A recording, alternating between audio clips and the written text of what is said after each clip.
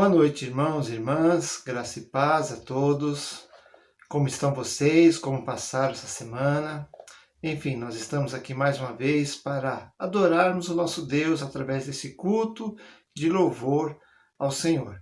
Que você aproveite esses momentos, que a palavra toque o seu coração, que as orações sejam atendidas, respondidas pelo Senhor e principalmente que possamos ouvir a sua voz.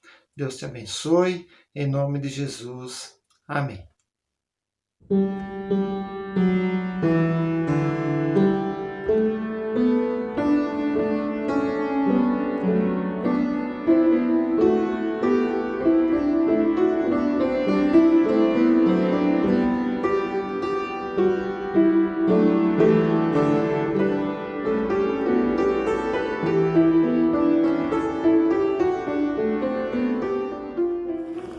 Graça e paz, irmãos. Vou estar lendo em Atos, capítulo 2, versículo 20 e 21.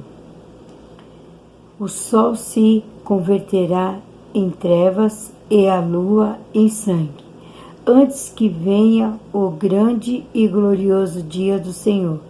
E acontecerá que todo aquele que invocar o nome do Senhor será salvo. A palavra do Senhor foi bem clara que todo aquele que invocar o nome do Senhor será salvo. E nós somos esse povo que nessa noite nós estamos invocando o nome do Senhor. Vou estar fazendo uma oração de invocação ao nosso Deus. Senhor, nosso Deus, nosso Pai, graças te damos, Senhor, porque nessa noite nós podemos invocar o teu santo nome, tendo a certeza que o Senhor já está conosco.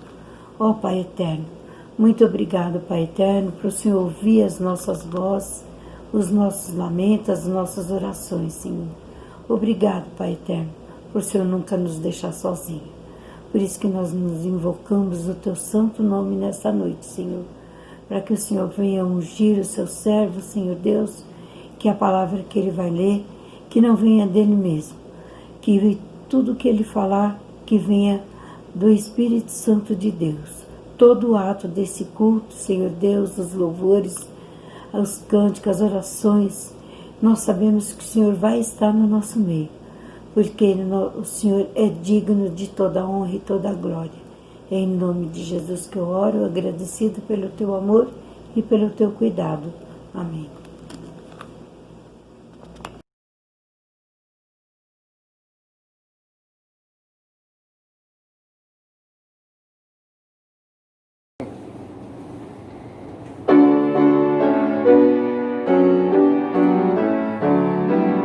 Glória, glória,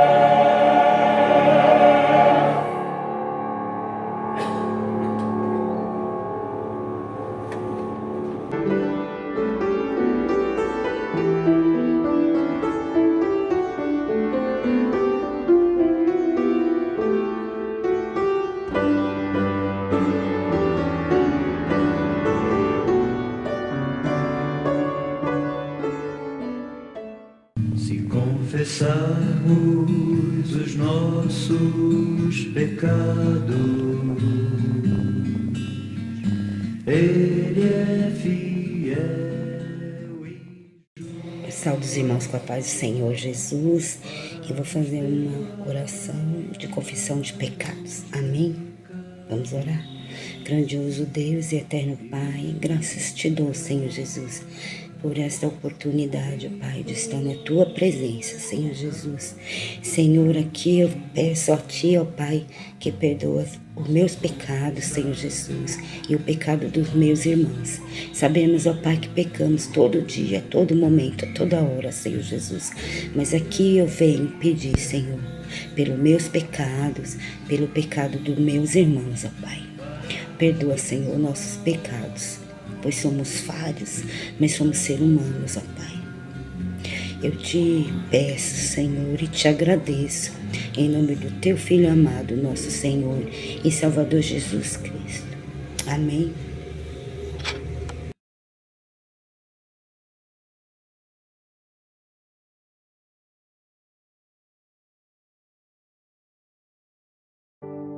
Porque Ele vive, posso crer no amanhã. Porque Ele vive, temor não há, mas eu bem sei, eu sei que a minha vida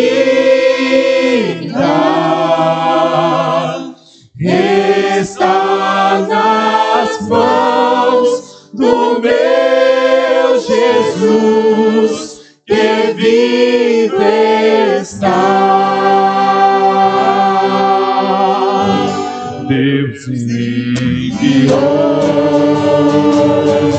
seu Filho amado para nos salvar e perdoar. Na cruz morreu por meus pecados, mas ressurgiu e vivo com o Pai está. Porque Ele vive, posso crer no amanhã.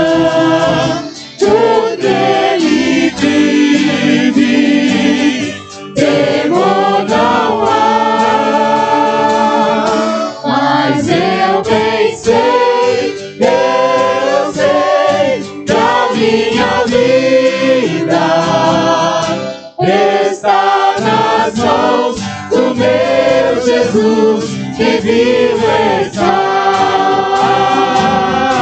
E quando enfim chegar a hora em que a morte enfrentarei, sem medo então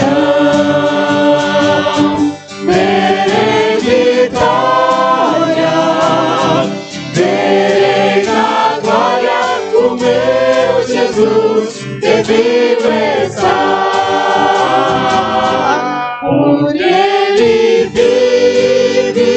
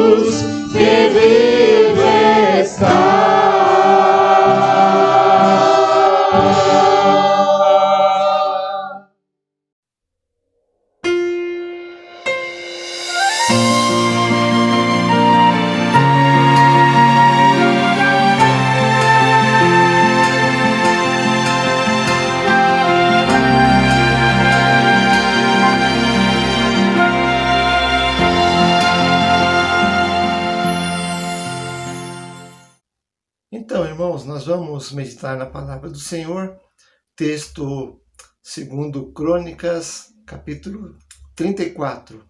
Segundo livro das Crônicas, capítulo 34. Nós vamos falar sobre reformando nossa vida. Reformando nossa vida. Por que esse tema? Por que esse assunto? Nós estamos comemorando esta semana, Semana da Reforma Protestante. O que isso quer dizer? Creio que você já deve ter ouvido falar, nós, pelo menos, nós os cristãos de hoje, temos ouvido bastante a respeito. Essa semana tivemos vários eventos que trataram desse tema, desse assunto. Enfim, nós aprendemos bastante com esse movimento, que foi iniciado, não apenas iniciado, ele foi instaurado no século XVI, mas ele já iniciou bem antes, com muitos movimentos anteriores que que não deram certo, mas nós somos frutos daqueles que lutaram para uma igreja sadia, uma igreja limpa, uma igreja isenta de qualquer amarração, de qualquer coisa que estava acontecendo na igreja vigente. Então nós vamos falar um pouco, não vamos falar, claro, sobre esse tema em si, mas vamos falar sobre reforma. E reforma é uma coisa que nós precisamos entender que também funciona, deve funcionar com a nossa vida. Por isso que nós colocamos como título desta mensagem, Reformando Nossa Vida, baseado nesse texto, que é um texto que fala de uma reforma, que foi a reforma feita pelo rei Josias, que mudou toda a configuração espiritual na época. Ele viu que estavam acontecendo coisas erradas ali na sua pátria, na sua nação, e ele, como rei, fiel a Deus, resolveu mudar tudo isso. Então nós também precisamos fazer isso.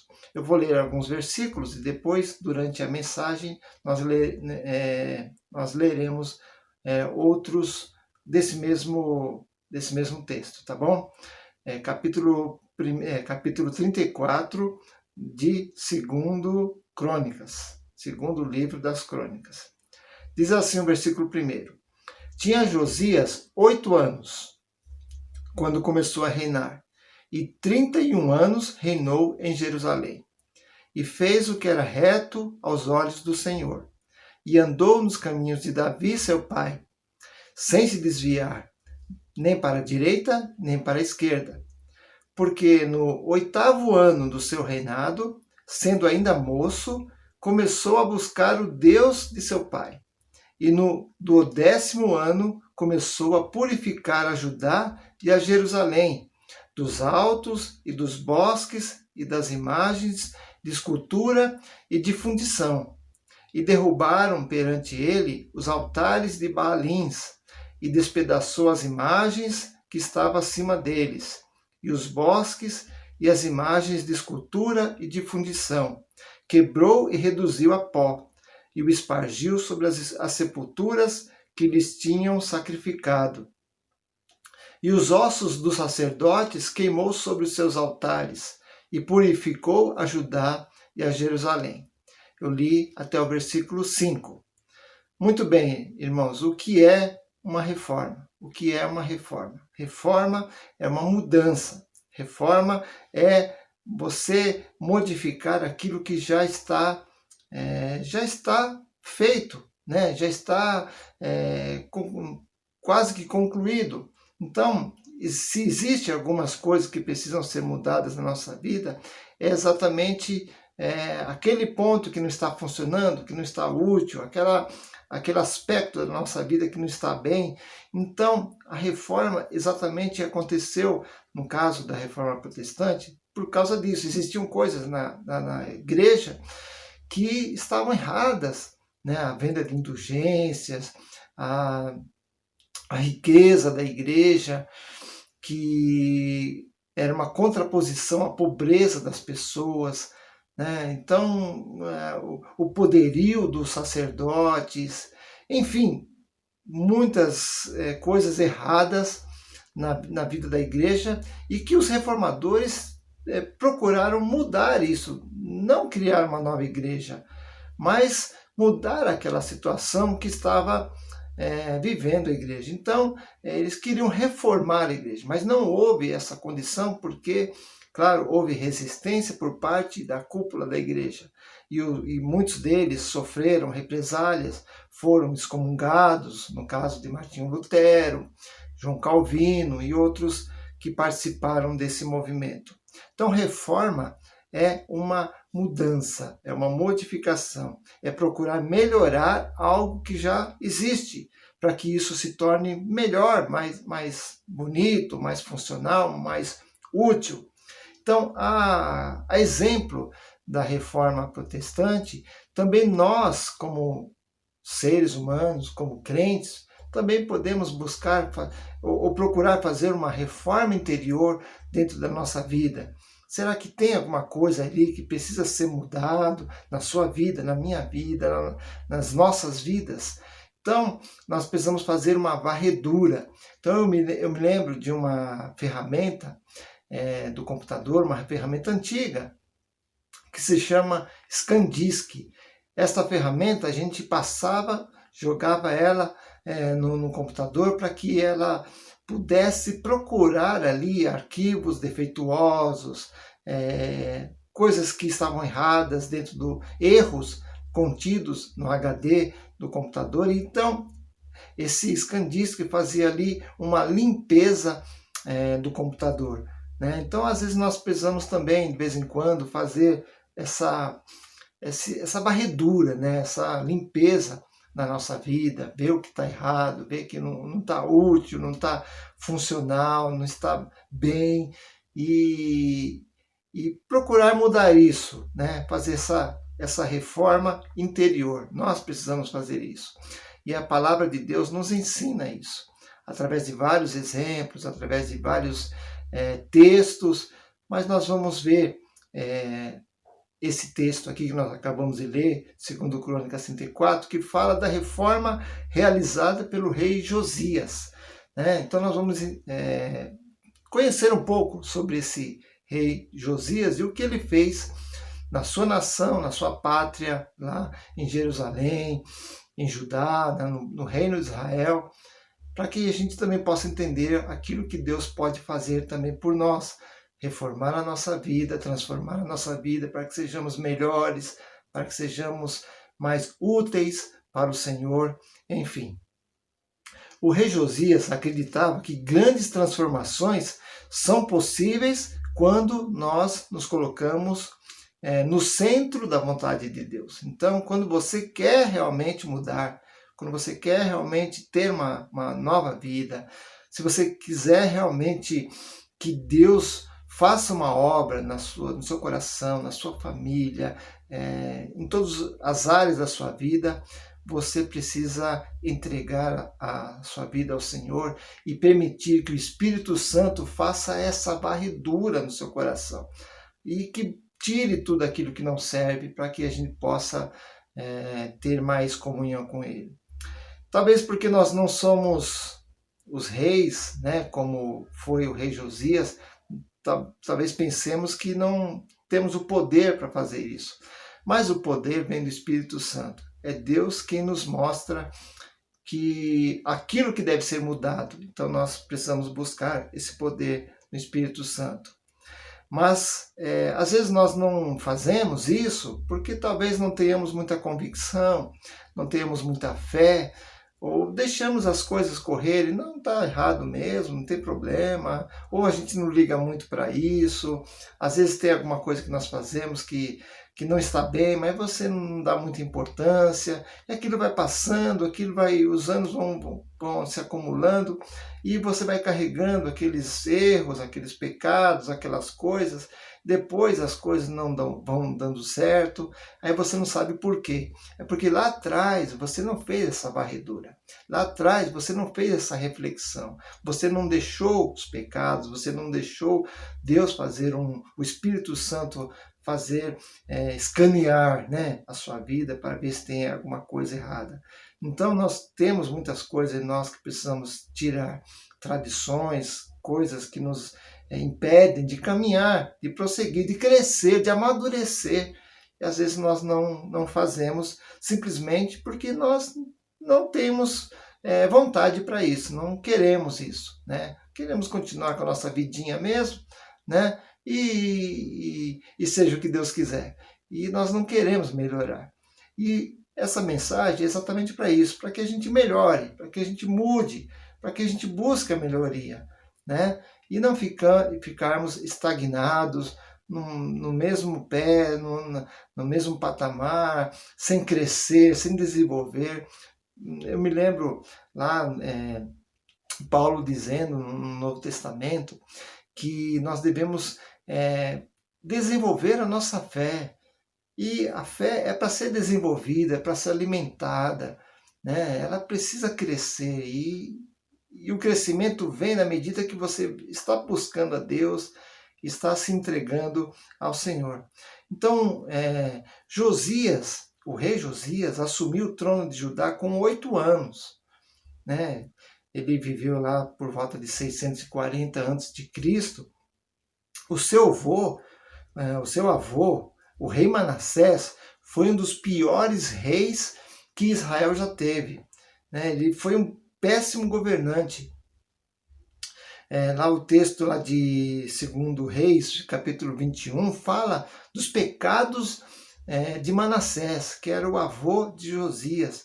Diz aí esse texto: Manassés também derramou sangue inocente, que encheu Jerusalém de um lado a outro. Olha só, além disso, levou Judá a cometer pecado, a fim de que fizessem o que o Senhor reprova.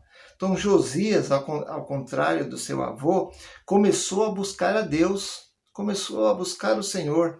Ele começou a fazer isso com 8 anos de reinado, quando ele tinha 16 anos. Ele era adolescente ainda, quando ele começou a buscar a Deus. Aos 20, começou uma grande reforma em Judá, e o alvo era expresso, o alvo era voltar aos caminhos do Senhor. Mas não é somente ele, não. É toda a sua nação, todo o seu reino, né? Então ele estava visando o seu reino, voltando para Deus.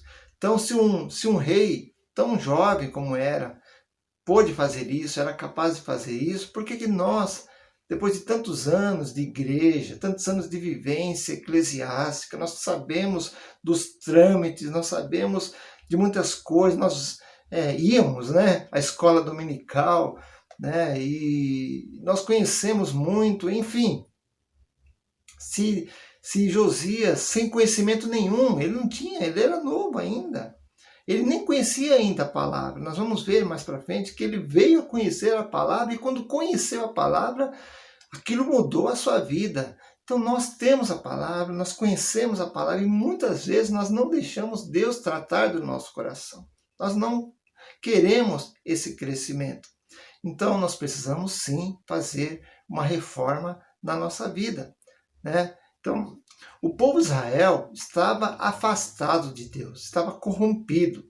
A realidade de Josias era algo terrível, era algo assim surpreendente, né? O afastamento de Deus era evidente na vida das pessoas. As pessoas estavam longe de Deus. O que eles faziam?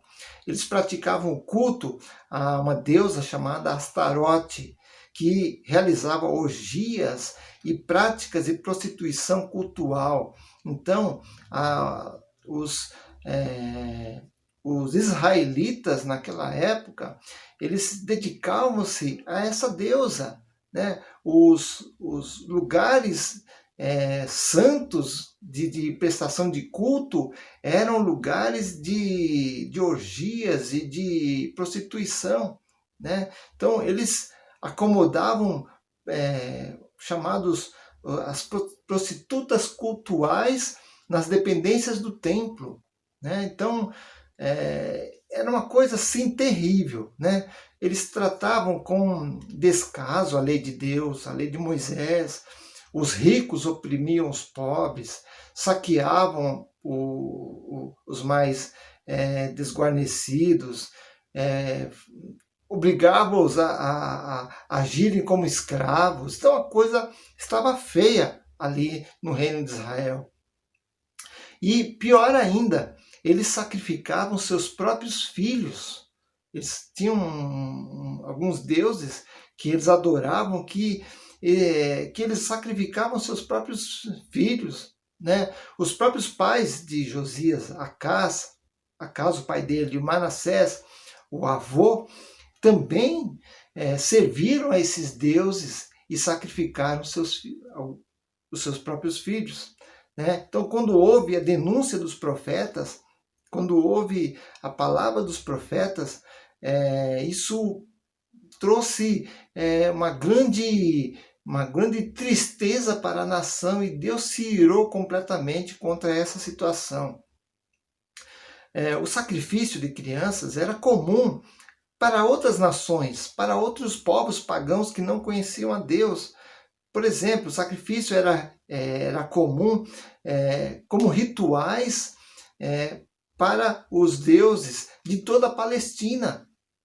Aqueles deuses, o deus Baal, Astarote, Moloque, enfim. E os israelitas caíram nisso e estavam vivendo dessa forma, levantando ídolos, adorando nos altos, colocando ídolos nos altos das montanhas para que as pessoas possam ver, para que as pessoas possam dedicar. Só para ter uma ideia, nas escavações que houve recentemente, algumas décadas atrás, em vários locais na Palestina foram encontrados potes de barro nos quais eram sacrificados bebês, sempre em associação com a pedra fundamental da casa. Ou seja, eles levantavam a casa sobre o sacrifício de uma criança, de um bebê.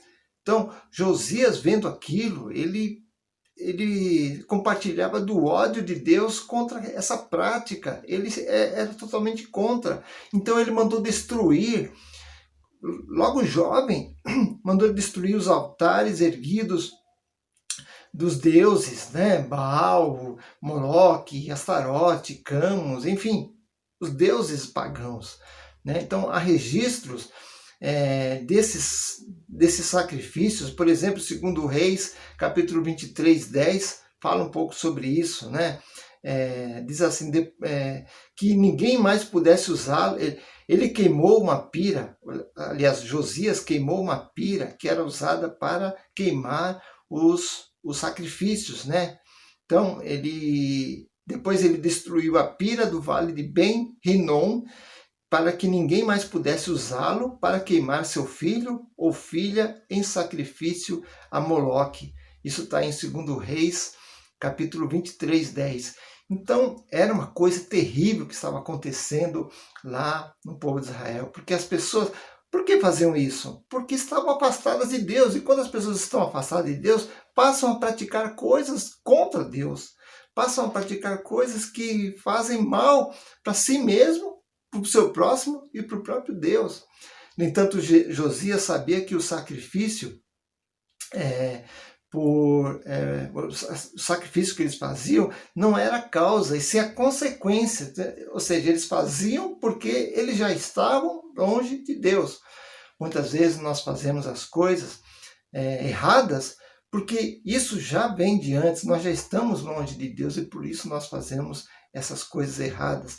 E daí a degradação moral, a degradação em todos os sentidos, a violência, a idolatria. E um dos pecados maiores que acontecia na época era justamente esse, a idolatria. Para que houvesse uma transformação, uma revolução, uma reforma na vida daquele povo, era necessário atacá-las com uma estratégia bem clara. E Josias se mostrou incansável nessa luta.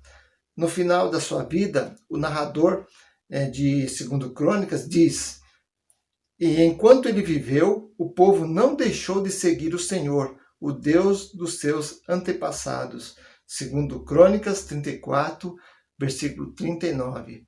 Então, a idolatria, toda idolatria faz das crianças as principais vítimas.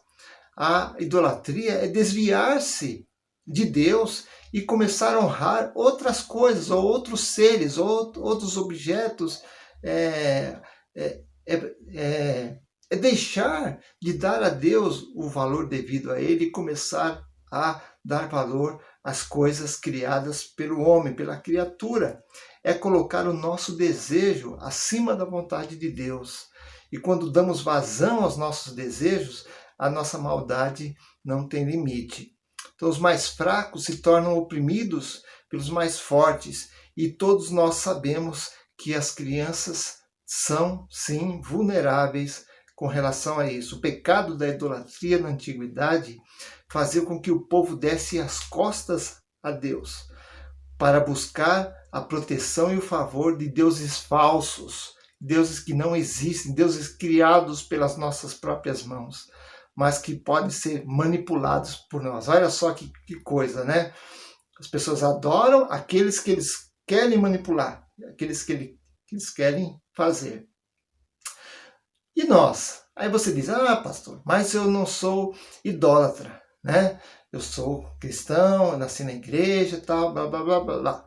Mas, olha só, nós idolatramos pessoas, nós idolatramos objetos, nós idolatramos símbolos, nós veneramos pessoas que morreram e que hoje são chamados de santos, né? Então, aí, pessoas que não existem mais são veneradas hoje e como se estivessem vivos, como se tivessem um poder especial, que não tem, né?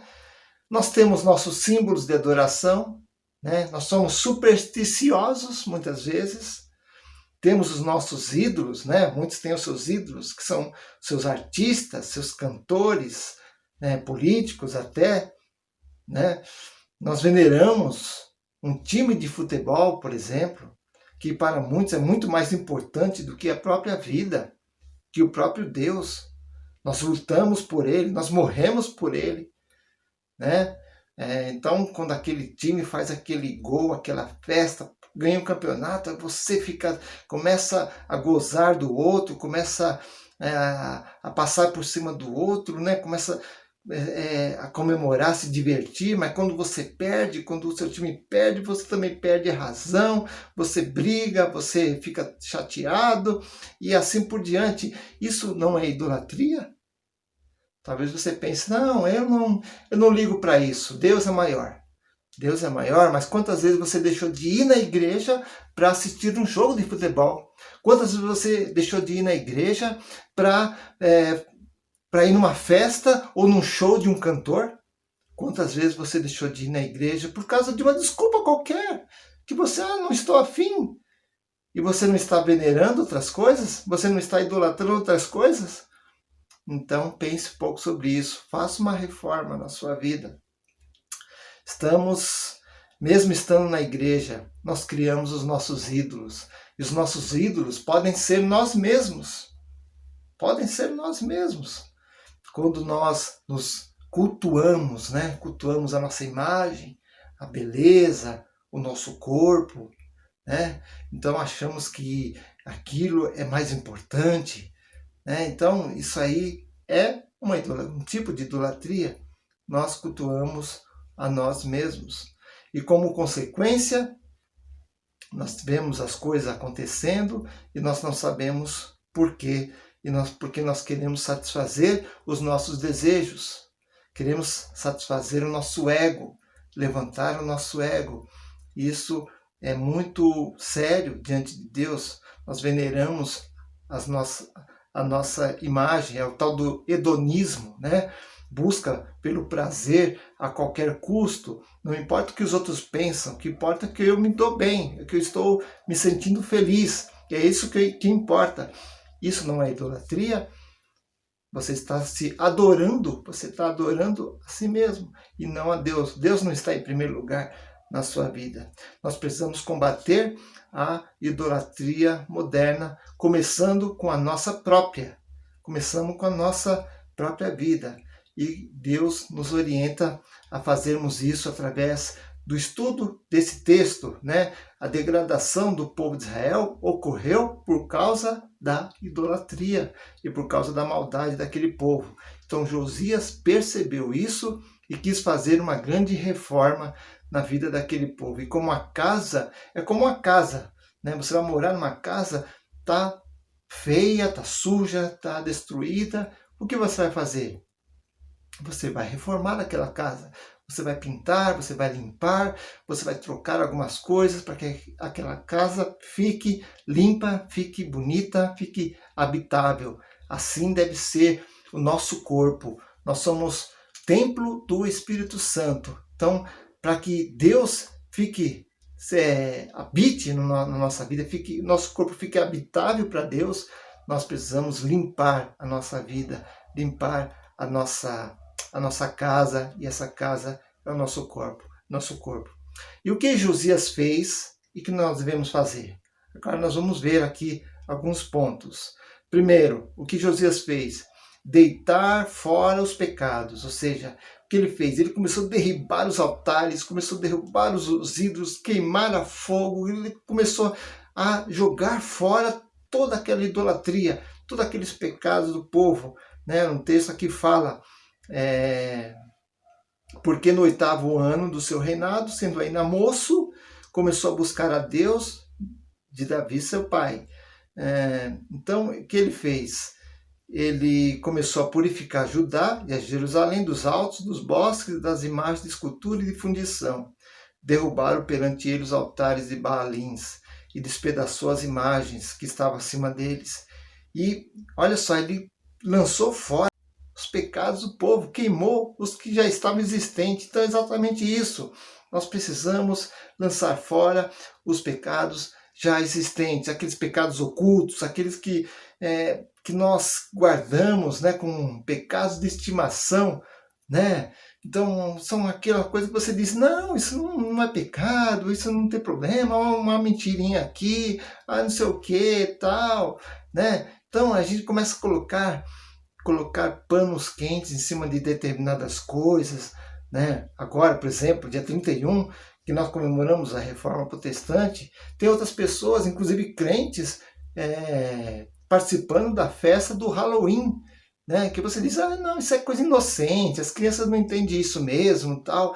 Mas você, que você é um pai, uma mãe de Deus, não pode permitir que o seu filho participe dessas coisas que não são de Deus, que não fazem parte do nosso meio, né? Pelo contrário, são do inimigo, são de Satanás. Então a gente deve evitar isso. Lance fora esses pecados, lance fora o comodismo da sua vida, né? A mentira, a sensualidade, a imoralidade,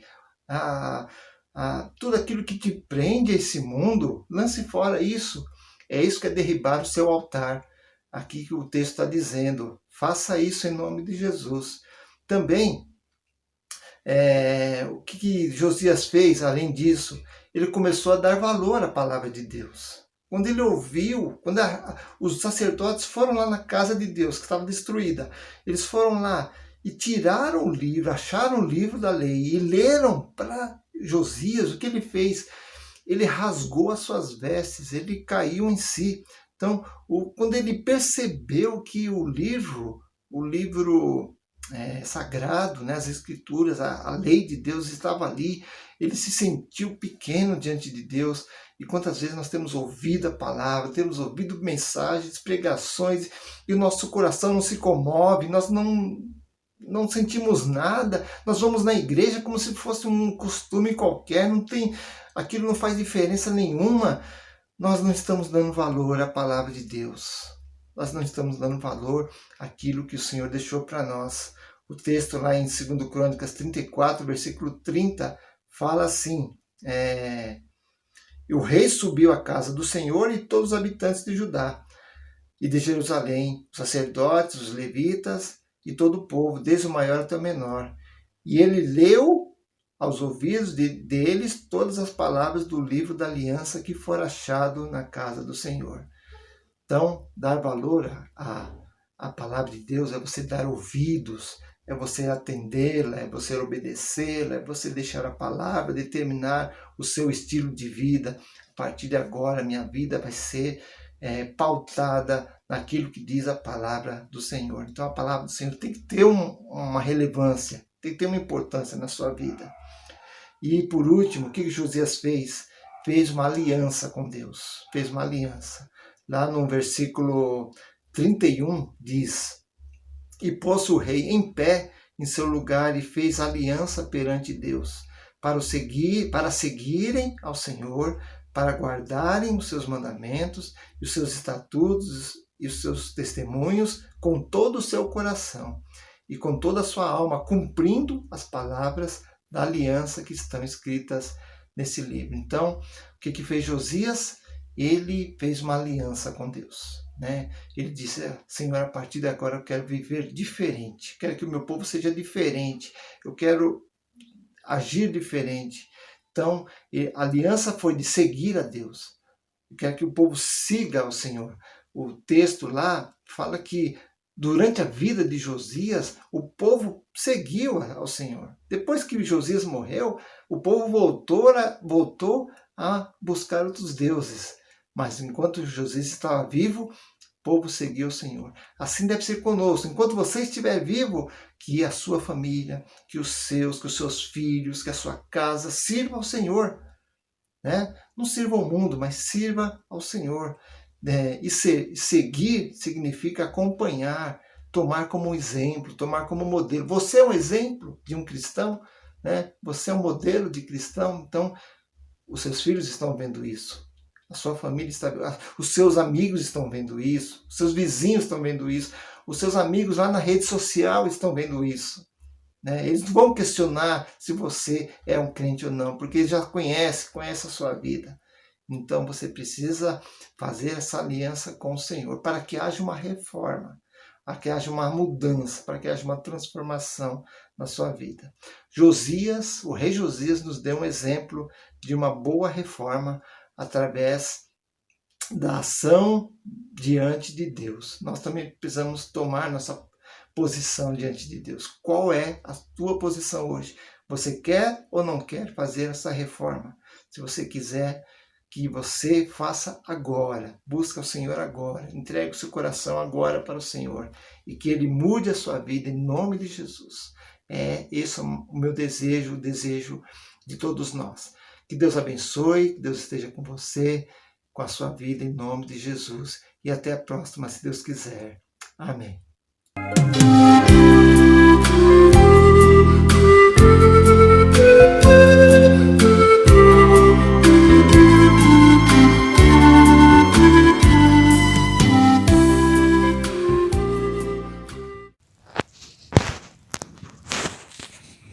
Juízes, capítulo 6.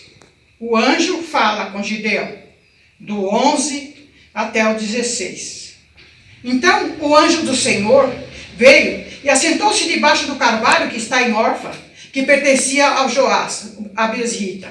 E Gideão, seu filho, estava malhando o trigo no lagar para o salvar dos midianitas. Então o anjo do Senhor lhe apareceu e lhe disse: Senhor, o Senhor é contigo, varão valoroso. Mas Gideão lhe respondeu: ai, Senhor meu, se o Senhor é conosco, por que nos sobreveio tudo isto? E o que é feito de todas as tuas maravilhas que os nossos pais nos contaram, dizendo: não nos fez o Senhor subir do Egito? Porém agora o Senhor nos desamparou e nos deu na mão dos midianitas. Então o Senhor olhou para ele e lhe disse: vai nessa tua força e livrarás a Israel da mão dos midianitas. Porventura não te enviei eu? Somente até o 14. Deus livrou Gideão da mão dos midianitas. Gideão não se escondeu nas covas e nos buracos, como fez o povo de Israel.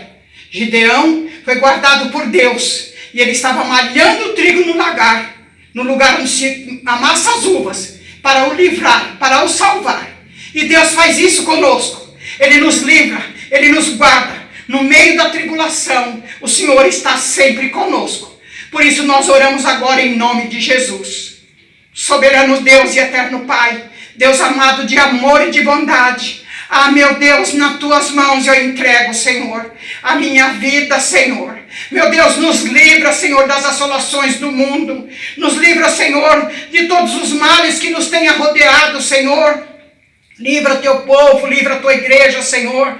Meu Deus, o povo está esfriando, o povo está se afastando de ti, meu Deus. Fazendo como o povo se escondendo dentro das covas, meu Pai. Nós temos que sair da cova, nós temos que louvar o nosso Deus, nós temos que dizer que o nosso Deus é vivo, que o nosso Deus vive e reina para sempre, e Ele nos guarda onde quer que nós estejamos. Por isso, Senhor, eu te peço, Senhor, levanta o teu povo para te adorar, levanta, Senhor, não deixa que esse povo cale a sua voz. É tempo de luta, é tempo de colheita, é tempo de vitória. Por isso nós te pedimos, ó Deus, as nossas vidas estão em tuas mãos, e nós queremos reinar, nós queremos viver, nós queremos lutar com a força poderosa das tuas mãos. Abençoa esta nação, abençoa o teu povo. Obrigado, meu Deus, por mais um dia de vida. Perdoa o meu pecado, a minha falta. Não deixe eu calar a minha boca, Pai. Usa-me, Senhor, eu te peço em nome de Jesus, e abençoa a tua igreja em nome de Jesus. Amém.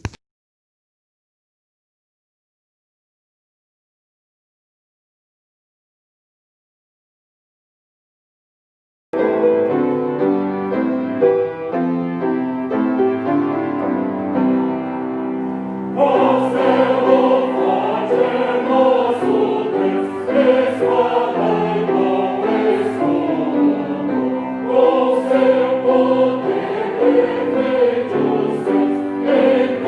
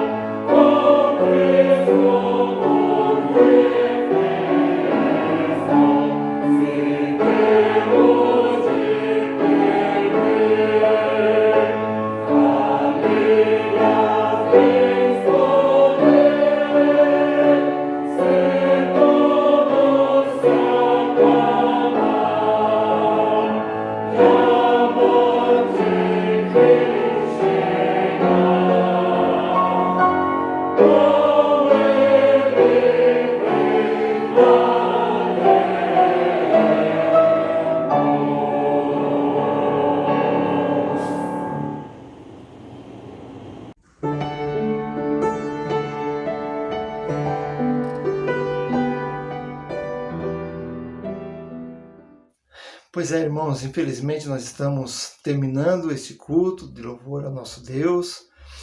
Que essa palavra possa ter tocado o seu coração, que você realmente possa cair em si, refletir sobre essa ministração e que Deus faça uma reforma profunda no seu coração, na sua vida, na sua família, em nome de Jesus. Amém?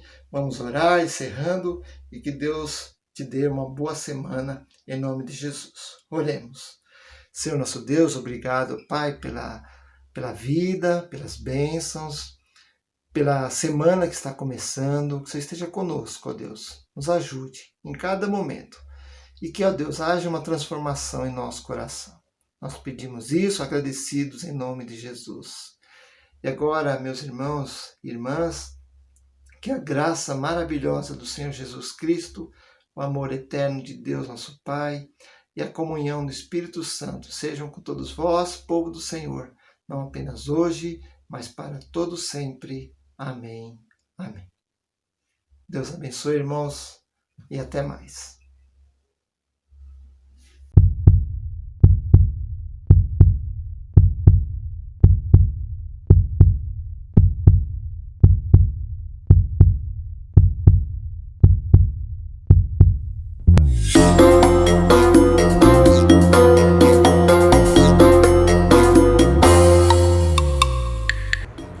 Os 5 solas da Reforma Protestante são 5 bases que mostram no que nós acreditamos.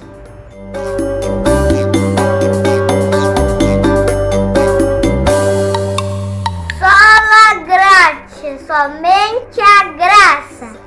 Glória gratis, somente a graça.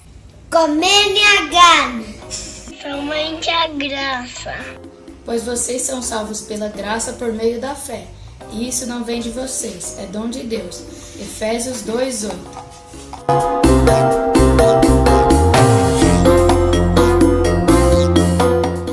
sola fide, somente a fé. Sola fide, somente a fé. Comenia que, Somente a fé. tendo sido, pois, justificados pela fé, temos paz com Deus, por nosso Senhor Jesus Cristo. Romanos 5:1.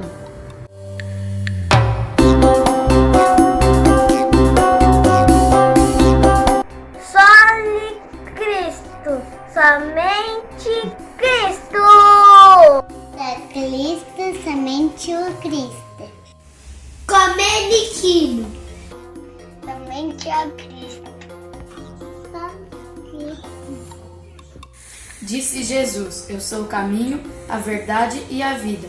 Ninguém vem ao Pai a não ser por mim. João 14:6.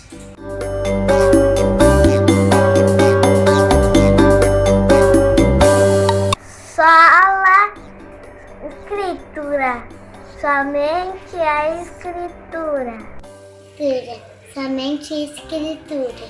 Comene a nenitua. Somente a Escritura. Santifica-os na verdade, e a tua palavra é a verdade. João 17:17.